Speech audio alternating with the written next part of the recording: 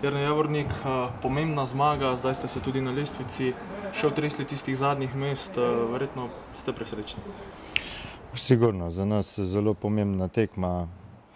Če bi to tekmo izgubili, bi se zopet borili za obstanek, tako pa lahko zdaj sproščeno gremo naprej in gledamo na mesto, ki je pred nami.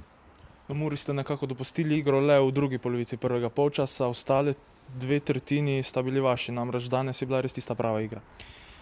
Ja, mi smo dobro šli v tekmo, dosegli hitro zadetek, potem zadetko smo še nekaj časa nadaljevali z našo igro.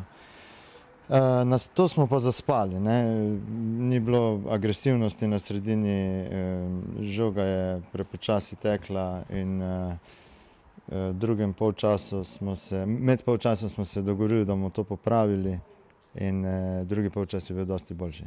Skrbi okrog realizacije nimate, to so zdaj še nekako sladke skrbi, namreč napadalcem steče.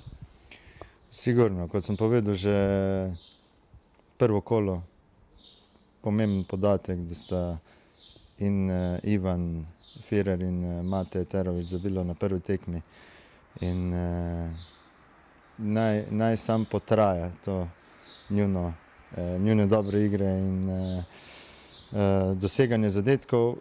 Predvsem me pa veseli danes, da smo dobili Podlogarja in sedaj imamo tudi veliko konkurenco v napadu. V sredo v Domžalah nimate kaj izgubiti, namreč zdaj ste motivirani in pa dodatno sproščeni. Pa konec koncev v Domžale gremo zmagati tekmo in mi smo dobro pripravljeni na to tekmo. Spoštujemo njih, pred nami so na lestvici, ampak to ne pomeni, da gremo z belo zastavo v Domžale. Hvala. Ante Šimundža, danes zapuščate Velenje sklonjenih glav, igra tokrat ni stekla.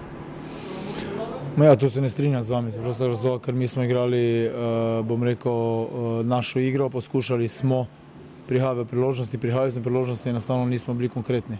Težava je bila samo v tem, da nismo iz teh zrelih priložnosti, ki smo imeli, nismo zabili, ampak z igro ne moramo biti nezadovoljni, ker smo bili enakovredni, tako sem že prej rekel, oziroma na trenutke celo boljši od Velenja.